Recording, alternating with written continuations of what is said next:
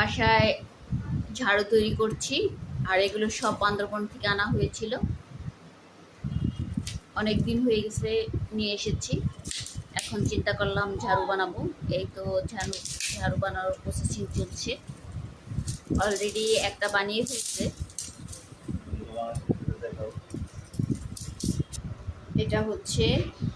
এটা বানিয়েছে, এখন আর একটা বানাচ্ছে, সম্ভবত আরো একটা হবে।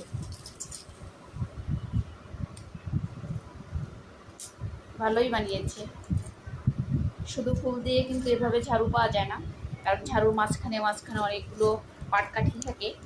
দেন হচ্ছে কয়েকটা ফুল দিয়ে তারপরে ঝাড়ু বানায়। আর এটা একদম সব ফুল, ঝাড়ু দিতেও মোটামুটি ভালোই আরাম আছে। মাশাআল্লাহ।